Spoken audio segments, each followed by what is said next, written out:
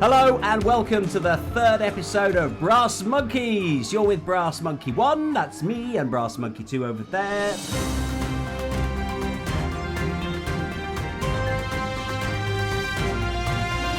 Welcome if you're just discovering Brassmonkeez for the first time. This is a little bit different probably to a lot of the things you listen to, whether it's a podcast, YouTube channel, or other ways of listening. Just to give you an idea of how this works though, every week we come on and we waffle for about half an hour about things that interest us and maybe interest you. We're not political, but we do have an opinion on things, and we maybe will say things that will offend you occasionally. That's the way it goes. We encourage you to get in contact with us and let us know what you're thinking. And it's just basically an opportunity for us to, shall we say, chew the cud. But let's start with a look at the Monkey News headlines.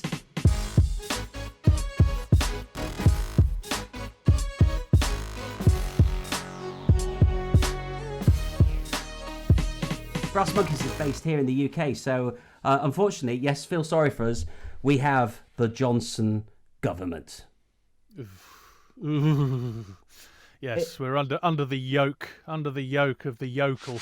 I have just been to see Her Majesty the Queen. All this and more we can do now and only now at this extraordinary UK assets orbiting in space with all the long-term forgotten people and the left-behind town. It's perfectly true that I have had some drugs. We aren't really the UK anymore. Once upon a time, we were a proud United Kingdom. Today, we are a dissolute bunch of disparate countries. Our particular bit, England, led by Herr Johnson. This week saw the final unveiling of the infamous Russian report, a report that was designed to get to the bottom of whether there had been Russian influence on the sovereign state of the United Kingdom. It was finished about 10 months ago and was sat on very heavily by Herr Johnson. The government, or should I say number 10, have repeatedly come up with excuses why they could not publish the report. Fast forward to the last few weeks, and this is where the story gets really interesting, because the report was commissioned, most importantly, by the Intelligence and Security Committee, which is a committee within the British government. The chair of that particular committee was up for grabs, and Boris Johnson's and the man whose name we cannot mention, but I'm just going to say Barnard Castle to you, their preferred shoo-in was none other than Chris Grayling, also known as Failing Grayling. And he's called that because basically every department that he's ever touched, he's cocked up. He is a complete and utter. So he was the shoo-in because he's a yes man, because they know that he's not very good at his job. And therefore, if they put him into that job, they can tell him what to do and what to say. Failing Grayling failed to get the gig. Instead, a Conservative MP called Julian Lewis managed to secure the votes of the opposition, as well as some of his own fellow MPs, and he got the gig of chair of the Intelligence and Security Committee. And lo and behold, he then lost Conservative whip, which means he lost the support of his party, of his Prime Minister. But also, and most importantly, he made sure that the report was published this week. And my God, was it damning. Absolute and total proof of how many fingers of the Russian state are involved in the sovereign affairs of the United Kingdom. I'm not saying there's corruption there, but I tell you what, it's not far off the mark.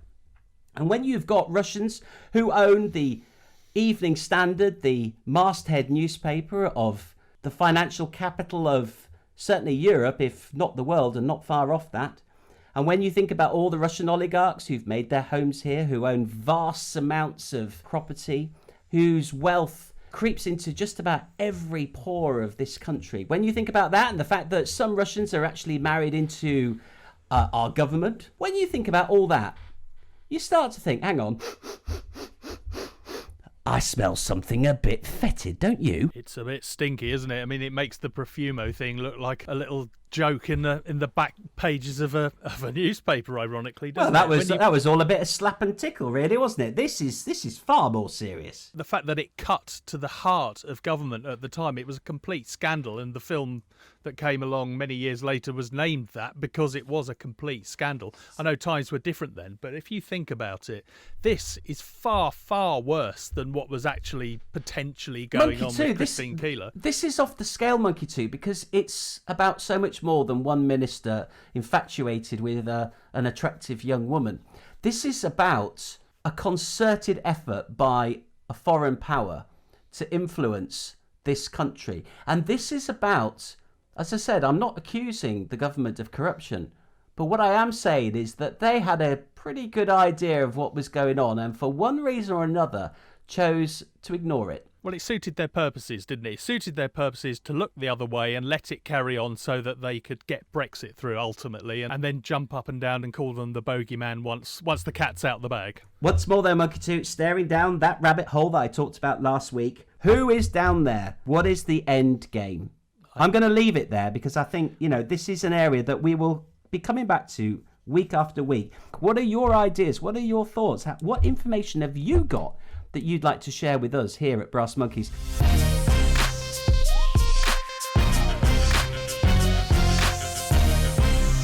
Yep, get in contact. We're Brassmonkeez at Brassmonkeez on Twitter. We're everywhere. If you just search for Brassmonkeez, Brassmonkeez,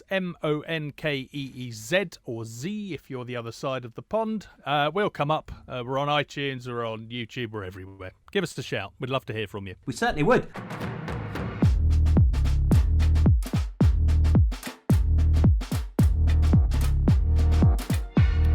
So, sad news this week. Monkey 2, I don't know if you were a particular fan of this magazine, but Q magazine is closing. Yes. It's ending. Yes. It's the end of an era. Old codgers of a certain age are going to be bereft, I'm sure. Sure they will, but unfortunately, they're the ones that have probably driven the demise of the print circulation magazine. They're the ones with all the money to sit and read on their iPads now, and you can find whatever you like, wherever you like on the World Wide Web. It's a very sad time. I was never a huge reader of Q, I have to confess. I was more an NME and Vox man myself, but at the same time it is very sad whenever anything like this closes because it's part of our history. I was going to say Q magazine was one of those difficult to pigeonhole magazines, wasn't it? Fundamentally it was a music magazine, but it was a cultural magazine at the same time. It saw itself as maybe a little bit more grown. Yeah, absolutely. It was reasoned. It was considerate. He was Q. If he was a member of your family, would be like your 40-something brother who's done quite well for himself. He's got a decent job, drives a nice car, and enjoys a fine whiskey from time to time. Q is one of those because for a start it had quite a cool title because there's not many magazines that have just a letter. Yeah, named after the man that gave James Bond his Aston Martin, if nothing else. Or am I getting my magazines and my quartermasters mixed up a bit? It doesn't matter, Monkey 2. Let's run with it. Let's run with that. Let's run with that James Bond connection to Q magazine. I'm sure James Bond featured more than once in Q because they did also, as well as doing music, of course, they did film and they did popular culture. They did all sorts of things. It was quite a broad church. It was. Let's say it was a lifestyle magazine, wasn't it? Yeah, it was about the good things in life. Yeah, perhaps that might very well be their downfall. If they're trying to cover all the bases, unfortunately, you're never going to satisfy all the people at the same time. So now you can just go online and search for the thing that interests you and not have to wade through all the film reviews of things like Teenage Ninja Turtles or whatever else was big at the time when all you wanted to do was find out about the latest Bond film or the latest Lynyrd Skynyrd reissue or whatever it was that week. Here's a thought. If we'd launched Brassmonkeez in the print era, what kind of magazine would Brassmonkeez have been, do you think? Ooh, I don't know. The sort of thing that was being photocopied the night before and stapled together and given out at gigs. I don't feel that we're worthy to put into the same categories, but I see us as a hopeful adolescent cross between Private Eye and Viz. Yeah, I'd like to think so. We're growing into that mould, I would hope. I think without the sharp humour. Yeah, exactly. Not yet. We're still honing our craft. No, I think, in all seriousness, I've certainly drawn my influences from both of those very august publications, and both of which are still available in paper form, and long may that continue. And that says a great deal, doesn't it, actually, the fact that they are available in print. Well, yeah, I mean, they're very much toilet reading material, and you don't really want to take our level then, isn't it, Monkey 2? Well, you don't want to take your digital toys into the bathroom too much. You might drop them down the loo. Better that you can take something disposable and at a push, and as we all know, toilet paper has been in short supply in recent months. When you think about when you need some kind of device, whether it's to clean your arse or anything else, you normally turn, in this day and age, to Amazon. The reality is it's become so easy, hasn't it? It's just fire Amazon on your phone or on your laptop. your tablet, whatever else, and just punch in a few words. And lo and behold, it usually appears. And it usually appears at a price that you think, oh, that's not bad. Well, I might just buy that just for the hell of it. If it's no good, it's not the end of the world. But have you ever thought about where it's coming from? It seems to me that everything I've bought off Amazon in the last 6 months has come from the People's Republic of China. Everything. I mean, everything. I don't know about you, Monkey 2. Are you an Amazon shopper? I absolutely am. I am looking at a microphone. I'm looking at a microphone stand. I am looking at a cable.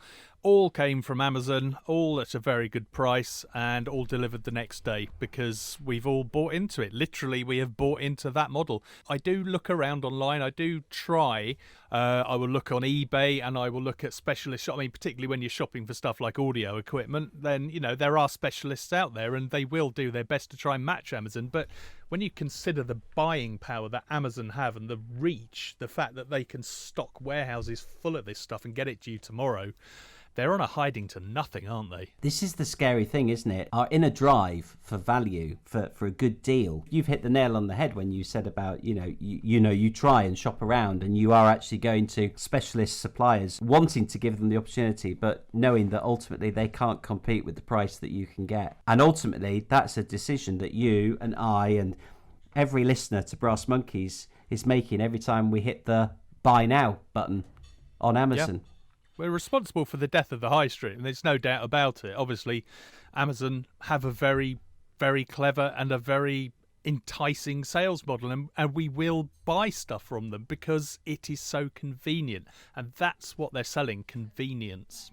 Backstory to all of this about Amazon and China is actually linked to the lockdown. Let's not forget, it's not just the UK, it's been the world. And Amazon is a global brand, a global shop window. And here's a figure for you, which I found absolutely astounding. During the lockdown period across the globe, Amazon, well, not Amazon, we're talking about actually Jeff Bezos, who is Mr. Amazon, the wealthiest man on the planet. He has amassed $13 billion. Just think about that figure for a minute. I'm sure he must do. I am absolutely certain he must give a fair proportion of his income to charity, if nothing else, because it's a tax fiddle. Oh, sorry, let me rephrase that. Not a tax fiddle. It's a tax deduction that can be offset against your wealth, and then the government looks kindly upon you. And I have no axe to grind with Jeff Bezos whatsoever. I mean, he's obviously found a very successful way of doing business, and he's reaping the rewards, and we're all helping him do it. So I can't really complain. But I would like to think that some of that money is being used for things like scientific research, for finding a cure to COVID, if nothing else. But, things like cancer.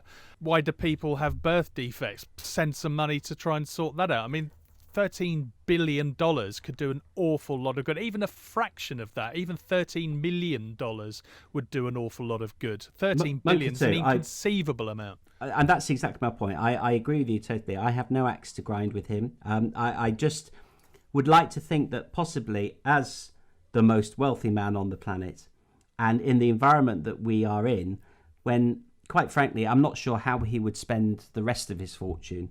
It might be nice to say, do you know what? I'm going to make that 13 billion count for the planet by doing something. I'm not going to hold my breath because I would be a dead man. Or a dead monkey, I should say. Speaking of people whose influence and wealth are growing rapidly, the other one who comes to mind is the man behind Tesla, Elon Musk. And I have to say, I find myself increasingly giving way to Teslas, the electric car, which of course is a product of Elon Musk. Well, not him personally, but of the team of very, very clever engineers and scientists that he's got working for his company. He's a bit of an enigma, isn't he? He's a bit of a mystery man. He's an odd man.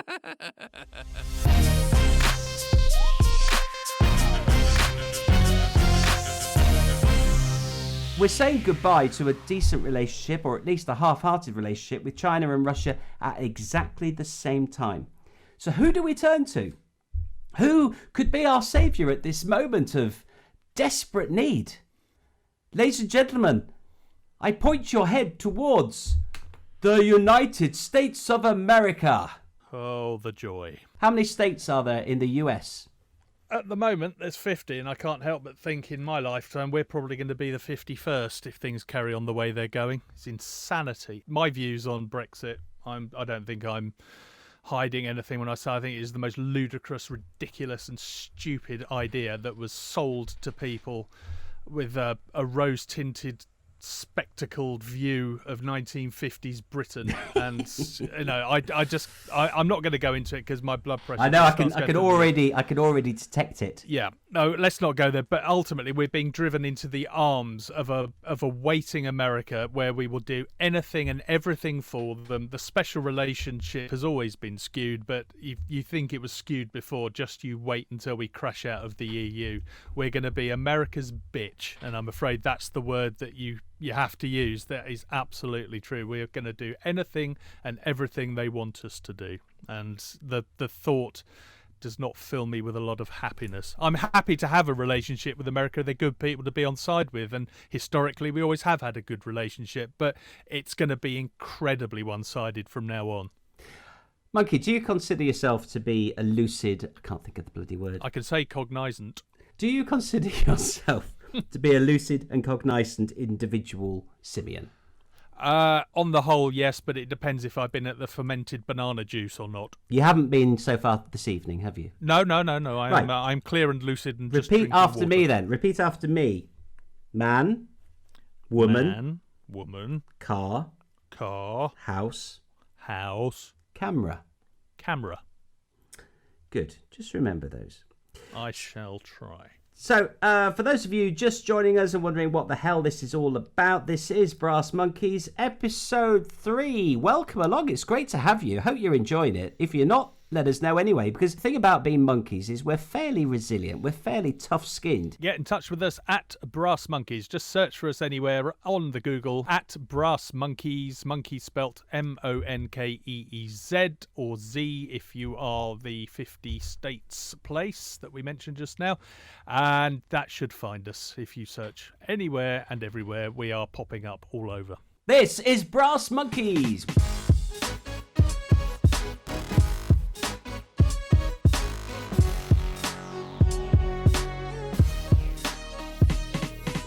So we've come to that point in the episode where we have to talk about Trump.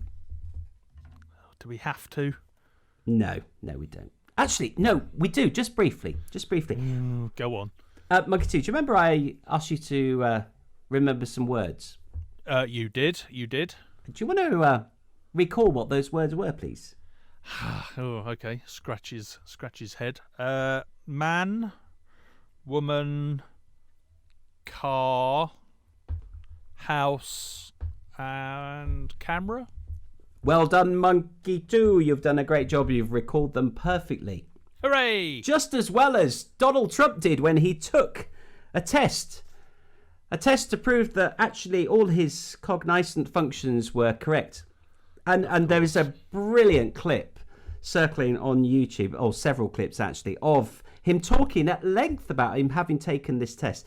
It's all basically on the back of he's trying to cast aspersions on his presidential opponent, Joe Biden, by suggesting that Biden is losing his lucidity.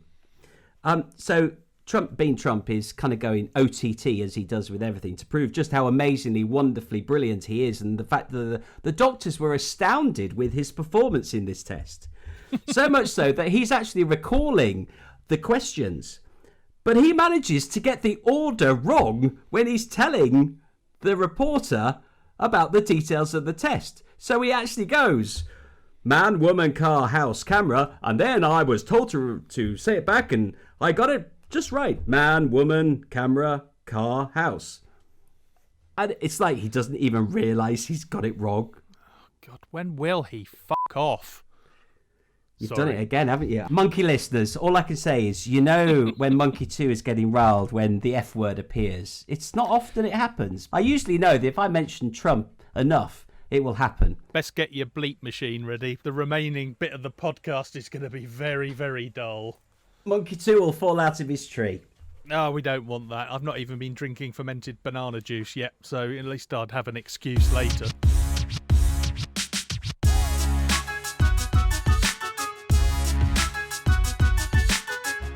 This is Brassmonkeez in lighter news. Let's turn to one of our favourite topics, which is nostalgia.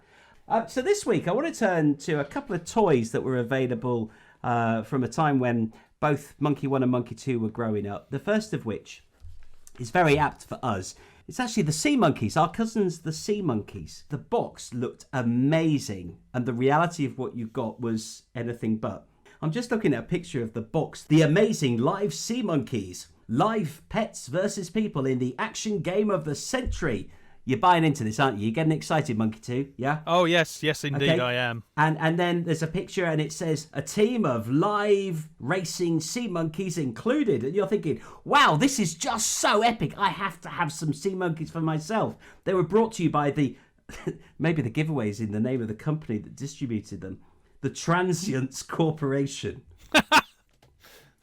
Yes, they're going to be around for the long haul, aren't they? What you actually got was a packet of microscopic crustaceans. Weren't they just? And Tiny. you poured this powder into some water. Maybe added something else with it, or maybe it had some feed in the powder. It was in the powder. It or was something. all in we powder, had wasn't some. it? We Yeah, had some yeah. a few years ago. And literally, they would eventually appear as some very, very small moving thing in water. You got like a little aquarium for them. Did you remember? Yeah, that's right. Yes, you did. You had a tiny little thing, and within days, these little tiny things were sort of fluttering around in the water, and they even gave you, I think this is quite telling, they gave you a little magnifying glass so you could spot them.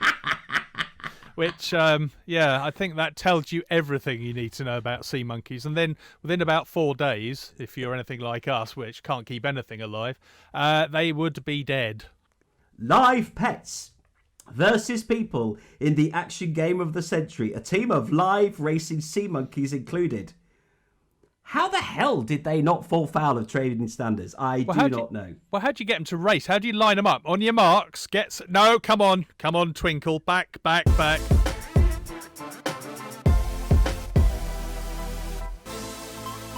In episode 2 of Brassmonkeez, we talked about advances in technology with Tin Can Alley, which was quite interesting. This week, though, I want to turn you to Simon. Simon Says.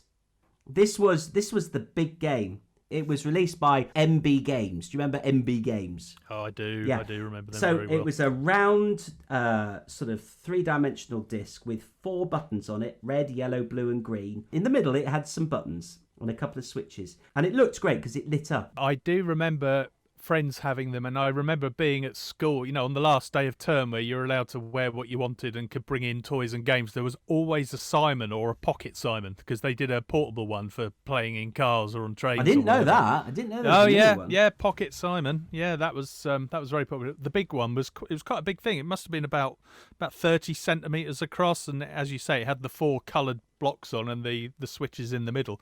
But yeah, it was surprisingly addictive, wasn't it? Well, it was. Basically, what it would do is it would run a sequence of the lights operating, and then you had to follow it. And it played a tone as well. It played a tune, yeah. different notes. Yeah, bearing in mind this was 1978 when it came out, so yeah, we were all easily pleased at that time. Weren't we just? It was the miracle of the age, and they're still making it, apparently. It's now owned by Hasbro, but apparently you can still buy them. Some of our younger Brassmonkeez listeners might actually recall games like Bop It, which are, they're effectively a continuation of the basic idea. Have you ever played with a Bop It? Yeah, we've got one of those, and it's like a more three-dimensional Exactly. and more irritating version of Simon. Yeah. Taking it to the next level.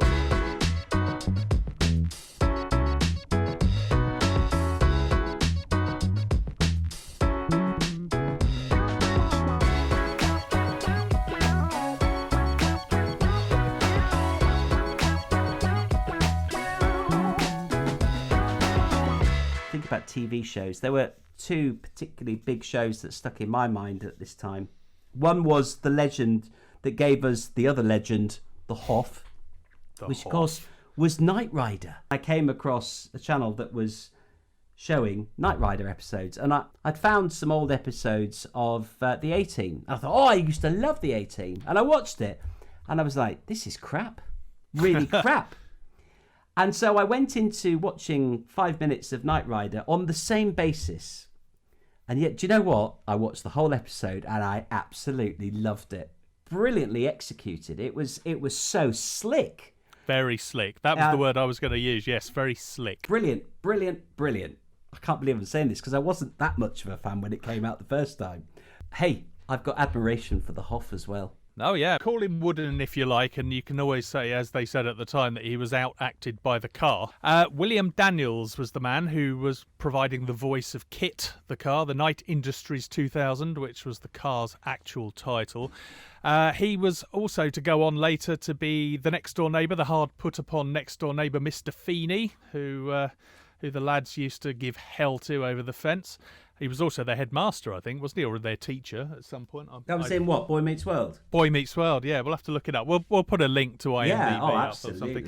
Yeah. And go back a few years as well. He played the father of Benjamin in The Graduate. He was his on-screen father. I love it. Where do you store this stuff? Well, I don't know. I can't remember. Well, I can't remember what I did yesterday, but I can remember this sort of thing. So as long as I can remember the stuff that keeps me happy, that's enough for me. Time to go and scratch your ass for a minute. Of course, Knight Rider was a product of Hollywood's greatest TV show mogul. Glenn A. Larson, yes, also responsible for things like the A-Team, as you mentioned earlier. Which it was good, but it's just dated a bit for me.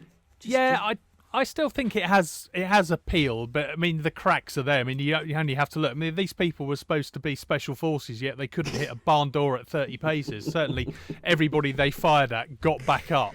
They were very good at shooting tyres out, I think. But that was another one. Magnum, that was another Glenn A. Larson. Magnum's a classic, isn't it? I mean, timeless. That I mean, absolutely great timeless. Location, photogenic lead, helicopters, Ferrari. Yeah, very cool. Dobermans.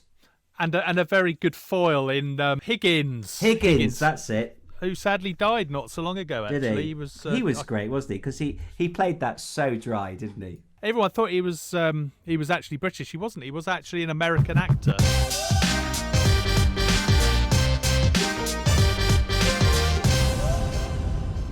If you've got anything you want us to cover, as always, get in touch. Yep, check us out. We're Brassmonkeez, Monkeez or Z, depending on your preference. We're everywhere. Just type that into Google with an @ in front of it, and you will find us somehow.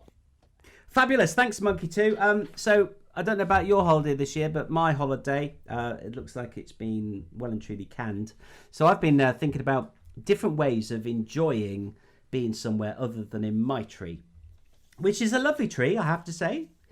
Good foliage, good source of food at the bottom of the tree. I've been spending some of my time enjoying surfing the webcams around the world. What a brilliant concept. You can just sit in your tree and take yourself to a place and enjoy the world via webcam. But I know you've been doing a bit of this as well since we first talked about it. But one of my favourites is actually a webcam capturing a bridge and one of the canals in Venice in Italy. And it's just lovely just watching it. Yes. Wow.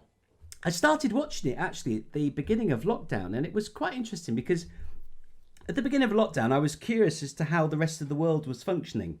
And I was watching this bridge, and a bridge is a really good place because it's a focal point that people have got to cross. And in those first sort of days and weeks, it was really interesting watching people, and it was very quiet. The shops were all closed. You'd see the odd person, and you could see that they, interestingly, were all masked. With virtually nobody on the streets, they were all walking around, those who were on the streets, with masks on.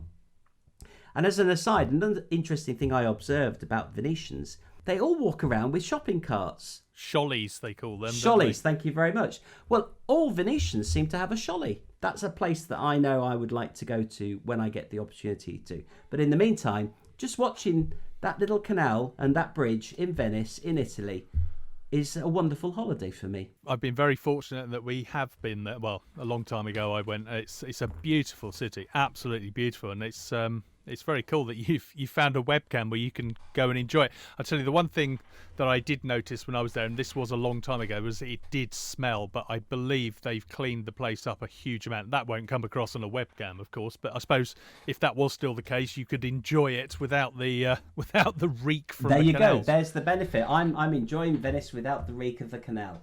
But that's selling it short. I mean, I'm sure Venice is a very different place. It's a good sort of 20 odd years ago I was last there, and I'm sure it's changed immeasurably.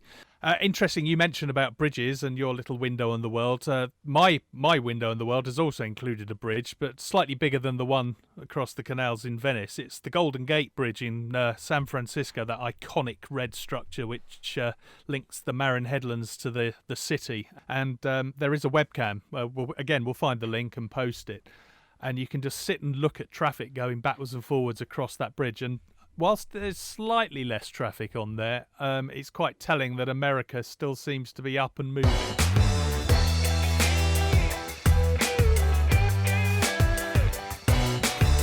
Let's talk about next week, because lots for us to talk about, lots of exciting things. If you are in the UK, which many of you are, then you might just have heard about Crossrail. If you're in London or the surrounding areas, then you will definitely have. It's a huge engineering project to build a railway tunnel from east to west across Greater London and link Kent and Essex right the way through to Berkshire. It's massively over budget, it's massively over time, it's been delayed, and guess what? News today, it's been delayed again. We're going to touch on that and see who is responsible, who's milking a fat cat salary whilst they fail in their job. I want to talk about sheds, because lots of people who haven't been going on holiday have spent time in their garden improvising, and a lot of people have converted their sheds into new things, whether it be a bar or a workshop for creating things like visors for NHS workers, all sorts of random things. So I'm going to touch on some of that. Lucifer, of course, an alternative name for the devil. A family this week managed to overrule a registrar when they were trying to register their child's name as Lucifer. Is that a good name for a child in the 21st century? We'll just have a little bit of a talk about names such as that. Damien, 666 and all that kind of stuff. Sorry if your name's Damien, by the way. I'm not saying that you've got 666 tattooed on your head, but actually you might want to just go in the mirror and check, just in case. New normals, going to the pub, restaurants for a meal for the first time. Monkey One and family went to the pub actually in the last week. It was an interesting experience. I'll share a bit of detail on that with you. Hopefully it's not going to last like this for too much longer. Bring on the vaccine. Also, we're going to talk about some of our nostalgic toys and things. A couple of items that have come up for review this week are the stylophone, which could be a bit controversial, seeing as there's a certain Antipodean entertainer who was involved in the marketing and advertising of that. But hey, fair game as far as I'm concerned. Watch ya. And also, can you tell what it is yet? Yeah, I was waiting for that one. I'm nothing if not predictable, Monkey 2. You know me. And also, save me from doing it. Also, want to talk about Vertibird. Could sound dirty if you said it the wrong way, couldn't it? Oi, Vertibird. Anyway, sounds like an act. If you want to know more about Vertibird, you know where you need to be. It's right here for Brassmonkeez episode 4 next week. So check us out on the socials. We're at Brassmonkeez, EEZ on the end. Send us anything you think would be interesting. Until next time, we look forward to seeing you. Ta-ra!